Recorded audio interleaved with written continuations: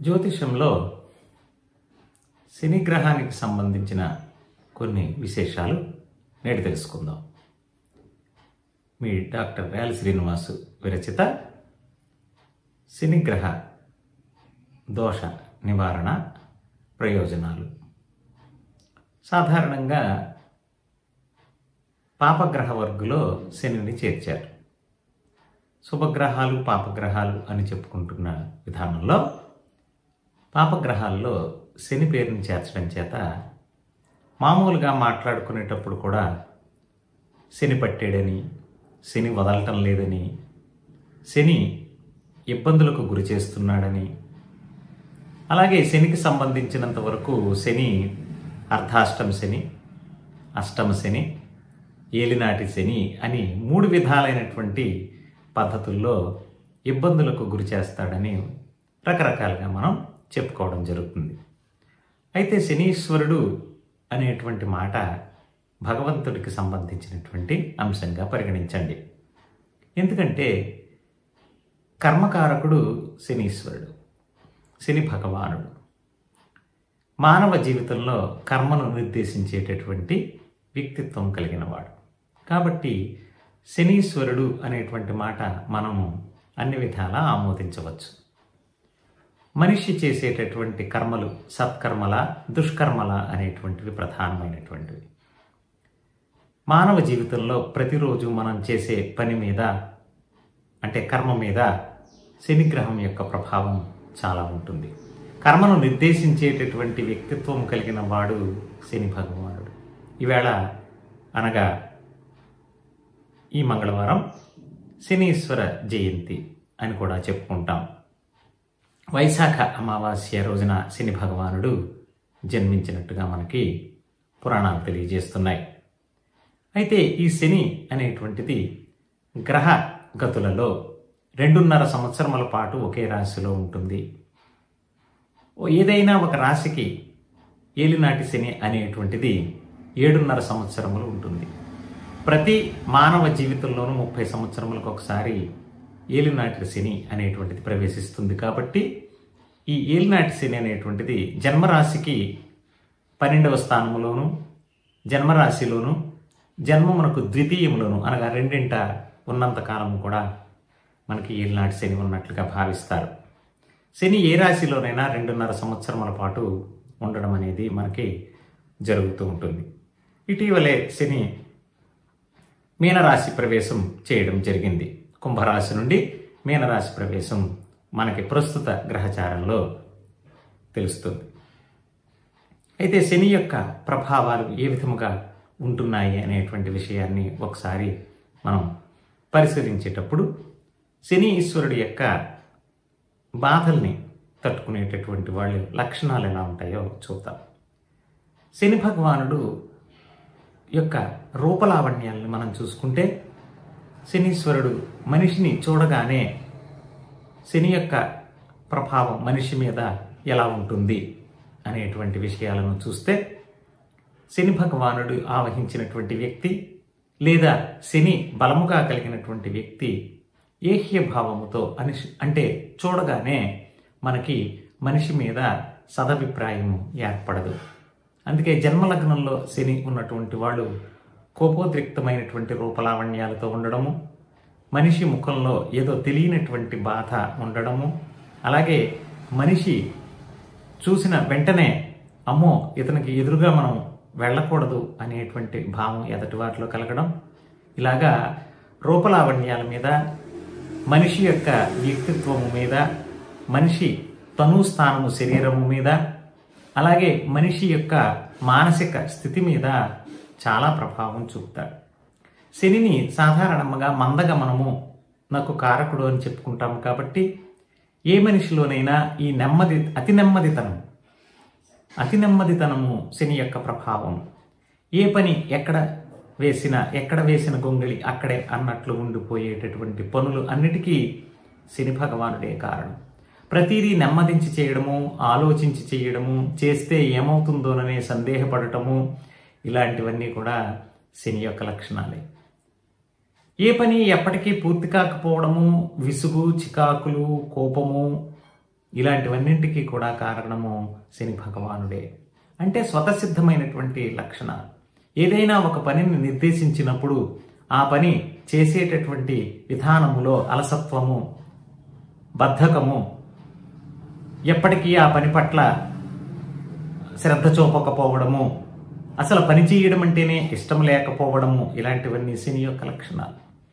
అంచేత జన్మలగ్నములో శని ఉన్నప్పటికీ, జన్మలగ్నము శని నక్షత్రములో పడినప్పటికీ ఈ లక్షణాలు ఖచ్చితంగా ఉంటాయి. కాబట్టి జాతక నిర్దేశం చేసేటప్పుడు శని భగవానుడి యొక్క లక్షణాలను మనం తెలుసుకోవలసినటువంటి అవసరం ఉంది. అందుకే ఏలినాటి శని ప్రవేశించినప్పుడు చాలామంది మంచి జరుగుతుందని కూడా చెప్పుకోవడం మనం చూస్తూ ఉంటాం. అంటే పని ప్రారంభించినప్పుడు నెమ్మదించిన తర్వాత ఎక్కువ స్థాయిలో ఆ పనిని విస్తృతముగా చేయడం కూడా శని యొక్క లక్షణములే. అందుకే శనీశ్వరుడు యొక్క స్తోత్రం చేసినప్పుడు కూడా మనము శని యొక్క లక్షణాలనే చెప్పుకుంటాం. నమో దీర్ఘాయ శుష్కాయ కాలదృష్ట నమోస్తుతే అంటాడు. దీర్ఘమైనటువంటి లేదా తక్కువ అయినటువంటి స్థితులకు రెండింటికి ఆయనే కారకుడు. అందుకే ఆయుర్దాయ కారకుడు శని అని శని గ్రహాన్ని చెప్పుకుంటాం. శనికి ఎందుకు భయపడతారంటే ఆయుర్దాయమును ఇచ్చువాడు, ఆయుర్దాయమును తీసేసేవాడు కూడా శని భగవానుడే. అంచేతే ఆయుర్దాయాన్ని కట్టేటప్పుడు జాతక చక్రంలో కూడా శని యొక్క స్థితిని కడతారు. అష్టమం అధిపతి ఆయుర్దాయమును నిర్ణయిస్తే శనీశ్వరుడు ఆయువు ఏ స్థాయిలో ఉంచుతాడు అనేటువంటిది కూడా మనం తెలుసుకోవాల్సినటువంటి అవసరం ఉంది. శనీశ్వరుడి యొక్క ఈ భయాలు ఎలా ఉన్నాయో ఒకసారి చూద్దాం. అర్ధాష్టమ శని అంటే శని లగ్నాత్తు 4వ స్థానంలో లేదా ఇప్పుడు గోచారంలో మీ నక్షత్రం నుండి 4వ రాశిలో గనక శని ఉంటే దానిని అర్ధాష్టమ శని అంటాం. అంటే 4వ స్థానము అంటే సర్వసౌఖ్య స్థానము, బ్రహ్మస్థానము అని కూడా చెప్పుకుంటాం. ఎందుచేతనంటే 4వ ఇంట శని ప్రవేశించినప్పుడు బంధు విరోధి, కుటుంబమునకు దూరమగుట, బంధువులందరితోటి దెబ్బలాడుట, గొడవలు పడుట, వాహనములతో ప్రమాదములకు గురియగుట, నలుగురు చేత అవమానింపబడుట, కుటుంబీకులే తనని తాను తిరస్కరించుట, ఇలాంటివన్నీ కూడా మనకి 4వ ఉన్నప్పుడు. బంధు సౌఖ్యం ఉండదు, ఆహారం వేళకు తినరు, గృహము నుండి విడిచి వేరే చోటకు వెళ్ళిపోవాలనేటువంటి ఆలోచన, ఇలాంటివన్నీ కూడా శని అర్ధాష్టమంలో ఉన్నప్పుడు 4వ ఉన్నప్పుడు ఇచ్చేటటువంటి ఫలితాలు. అలాగే అష్టమంలో శని ఉన్నప్పుడు ప్రాణాంతకమైన సమస్యలు ఇవ్వడము, ఎప్పుడూ కష్టాలకు లోనయ్యేటటువంటి జీవన విధానము, కష్టములను కొని తెచ్చుకొనుట, ఆలోచన చేయలేకపోవుట, సమస్యలలోకి కూరుకుపోవుట, ఇలాంటివన్నీ కూడా అష్టమ శనిలో సంభవిస్తాయి. ఇక ఏలినాటి శనిలో ఉన్నప్పుడు వ్యయంలో మన రాశి నుండి 12వ స్థానంలో శని ఉన్నప్పుడు కలిగేటటువంటి ఫలితాలు కూడా దుష్పరిణామాలు ఇస్తాయి. తరచుగా హాస్పిటల్ దర్శనము చేయడము, అనారోగ్యములు పాలవడము, ఎవరో ఒకరి చేత అవమానములు పడటము, ఏ పని సంకల్పించినా జరగకపోవడము, ఇవన్నీ 12వ స్థానంలో ఉన్నప్పుడు. అలాగే జన్మలగ్నములో శని ప్రవేశించినప్పుడు మానసికమైనటువంటి వేదన, శారీరకమైనటువంటి రుగ్మతలు, ఏ పని చెయ్యలేకపోవడము, ఏ పని చేద్దామన్నా ముందుకి సాగలేకపోవడము, ఇలాంటివన్నీ మనకి జన్మములో ఉన్నప్పుడు. ద్వితీయంలో ఉన్నప్పుడు మాట పట్టింపులు రావడము, ధనమును నష్టపోవడము, వివాహాది ప్రయత్నాలకు ఒక్కొక్కసారి అనుకూలముగా ఉండి మరొకసారి వాటినే విడిపోవడము అనేటువంటివి. అలాగే మాట తొందరగా వదిలిపెట్టేయడము, ఇతరులతోటి ద్వేషించబడటము, ఇతరులను ఏదో ఒకటి అని వాళ్ళతో గొడవలు పడటము, ఇలాంటివన్నీ కూడా కుటుంబము పట్ల శ్రద్ధ చూపకపోవడము, ఇలాంటివన్నీ మనకి ద్వితీయంలో ఉన్నప్పుడు జరుగుతాయి. శని ఏ రకమైనటువంటి ఫలితాలు ఎవరెవరికి ఇస్తాడు అనేటువంటి విషయాలను కూడా మనము ఒకసారి పరిగణలోకి తీసుకోవాలి. శని లగ్న జాతకులు కొంతమంది ఉన్నారు. మకర కుంభాలకు శని లగ్నాధిపతి. అలాగే వృషభ తులారాశులకు యోగవంతమైనటువంటి జీవితాన్ని ఇచ్చేటటువంటి వాడు. కోణాధిపత్యం వచ్చినటువంటి స్థితిలో శని మంచి ఫలితాలు ఇస్తాడని చెప్పుకున్నారు. వృషభ లగ్నానికి భాగ్యరాజ్యాధిపత్యం చేత, తులా లగ్నానికి చతుర్థ పంచమాధిపత్యము చేత శుభ ఫలితాలు శని ఇస్తాడు అని చెప్పేసి శాస్త్రం రాసింది. అయినప్పటికీ శని ఏ పనినైనా సరే మనము ప్రారంభించాలి అని అన్నప్పుడు శని యొక్క స్థితిని మనము జాతక చక్రంలో పరిశీలించాలి. నెమ్మదితనమునకు కారకుడు, నిరాశకు కారకుడు, అసహనమునకు కారకుడు, ఏ పని ముందుకు సాగకపోవడానికి కారకుడు. కానీ శుభ ఫలితాలు ఇచ్చేటటువంటి సందర్భంలో ఇవన్నీ కనిపించినా అమితంగా ఇస్తాడు, ఎక్కువగా ఇస్తాడు. శుభ ఫలితాలు ఇచ్చేటటువంటి సందర్భములలో శని లాంగ్ అండ్ వ్యాస్ట్, దీర్ఘకాలికమైనటువంటి ఫలితాలు ఇస్తాడు, దీర్ఘకాలికంగా మంచి ఫలితాలు ఇస్తాడు. అలాగే ఎక్కువ ఫలితాలు ఇచ్చేటటువంటి సందర్భాల్లో కూడా శని యోగాలను ఇస్తాడు. ఏది ఏమైనప్పటికీ పాపగ్రహం అని ఎప్పుడైతే చెప్పామో ఏదో ఒక రకముగా శని వల్ల శుభ ఫలితాలు ఇచ్చేటటువంటి లగ్నాల్లో పుట్టినప్పటికీ కూడా దానిని మాత్రము స్పృశించే తర్వాత మంచి ఫలితాలు ఇవ్వడం జరుగుతుంది అనేటువంటిది కూడా మనం గమనించాలి. అంచేతనే శనిని పాపగ్రహ కూటమిలో ఒక గ్రహంగా నిర్ణయించడం అనేటువంటిది పరాశరుడు కూడా చేశాడు.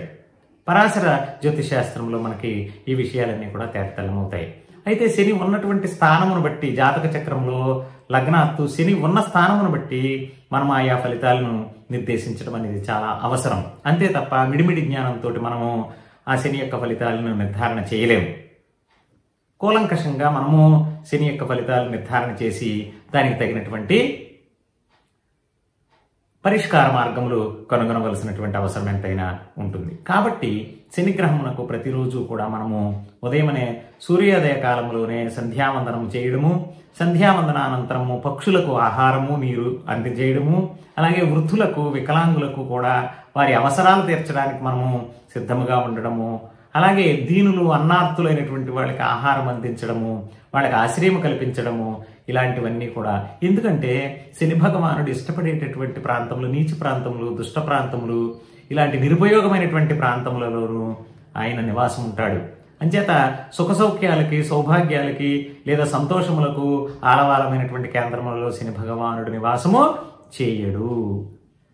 బాగా గుర్తుపెట్టుకోవాల్సినటువంటి అవసరములు. పశుపక్ష్యాదుల్లోనూ జంతువుల దగ్గర, జంతు చర్మముల దగ్గర, జంతు చర్మములతో నివాసం ఉండేటటువంటి వాళ్ళు, నీచమైనటువంటి వృత్తులు చేసేటటువంటి వాళ్ళు, అన్య సాంప్రదాయబద్ధులైనటువంటి మ్లేచ్చులు అనబడేటటువంటి వాళ్ళ దగ్గర శని భగవానుడు కొలువై ఉంటాడు. అందుకే పరిహారములు చేసుకునేటటువంటి వాళ్ళు మరీ ముఖ్యముగా వాటిని మనం ఎక్కువగా వారందరినీ బాగా చూసుకోవడం అనేటువంటిది చేయాలి. ఇంట్లో ఉండేటటువంటి వృద్ధులకు, వృద్ధ మహిళలకు, వితంతువులకు, అన్నార్థులకు, దీనార్థులకు, ఏ ఆశ్రయము లేనటువంటి వారికి మనము ఇళ్లల్లో ఆ సేవలు చేయడం వల్ల కాస్త వరకు శని యొక్క ప్రభావం నుండి బయటపడతారు. ఉదయమునే ప్రతి శనివారము కూడా నువ్వుల నూనె దీపము పెట్టి ఆ దీపము యొక్క కాంతి వేడిలోను కాసేపు శని యొక్క స్తోత్రమును, శని యొక్క అష్టోత్తరమును, శని ప్రార్థనను చేయడం అనేటువంటిది మంచి ఫలితాలు ఇస్తుంది. కాబట్టి శనీశ్వరుడికి భయపడకుండా, శని కూడా భగవంతుడితో సమానము, ఏ గ్రహము కూడా సత్ఫలితాలను, ఏ గ్రహము కూడా దుష్ఫలితాలను ఇవ్వదు. శాస్త్రబద్ధముగా మనిషి పుట్టినటువంటి సమయమును బట్టి మనం ఈ ఫలితాలను చూడటం అనేది జరుగుతూ ఉంటుంది. కాబట్టి మీరంతా గుర్తించవలసినటువంటి విషయాలు శని భగవానుడికి. శని భగవానుడిని మనం నీలాంజన సమాభాసం రవిపుత్రం యమాగ్రజం ఛాయా మార్తాండ సంభూతం తం నమామి శనీశ్వరం అని చెప్పేసి మనకి ప్రతి పంచాంగంలోనూ కూడా శని యొక్క స్తోత్రము, ధ్యాన శ్లోకము ఉంటాయి. అలాగే శని యొక్క క్యారెక్టరైజేషన్స్, లక్షణములు ఏ విధముగా ఉన్నాయి, శని ఎవరి మీద ఎక్కువ ప్రభావం చూపుతాడు, వికలాంగుల మీద ఎక్కువగా ప్రభావం చూపుతాడు, మనిషి కురూపి రూపము, స్వరూపము సక్రమముగా లేనటువంటి, పీలగా ఉండేటటువంటి, సన్నగా పొడవుగా ఉండేటటువంటి వాళ్ళ మీద ఎక్కువగా ప్రభావం చూపుతాడు. శని యొక్క దోషములు ఉన్నప్పుడు అటువంటి వ్యక్తులను మనము ఆదరించడం చేయాలి. ఇలాంటి విషయములన్నీ కూడా గుర్తుపెట్టుకుని శనీశ్వరుడికి మనము అన్ని రకములుగాను కూడా ధ్యానం చేసి శని యొక్క ఫలితాలు. ఇప్పుడు ప్రస్తుత కాలంలో కుంభరాశిలోకి నుండి ఎప్పుడైతే మీనరాశిలోకి ప్రవేశించాడో శని యొక్క ప్రభావము అక్కడ 3 నక్షత్రముల మీద ఉంటుంది. పూర్వాభాద్ర 4వ పాదము, ఉత్తరాభాద్ర 4 పాదములు, అలాగే రేవతి నక్షత్రము 4 పాదముల మీద కూడా శని ఎక్కువ ప్రభావాన్ని చూపుతాడు. ఈ పూర్వాభాద్ర మీద గురు నక్షత్రం మీద ఉంటాడు కాబట్టి శని లగ్న జాతకులు ఎవరికి కూడా మంచి ఫలితాలు రావు. అదే శని లగ్న జాతకులకు మంచి ఫలితాలు ప్రథమ పాదం 4వ పాదం ఏదైతే పూర్వభద్ర నుంచి అటువైపు ఎప్పుడైతే ఉత్తరాభాద్ర నక్షత్రంలో ప్రవేశిస్తాడో అప్పటి నుంచి మంచి ఫలితాలు వాళ్ళు అందుకోవడానికి సిద్ధంగా ఉండండి. కాబట్టి ఇప్పుడు ప్రస్తుత కాలంలో శని యొక్క ప్రభావం గోచారం రీత్యా కూడా ఒకసారి మనము మరలా చూద్దాం.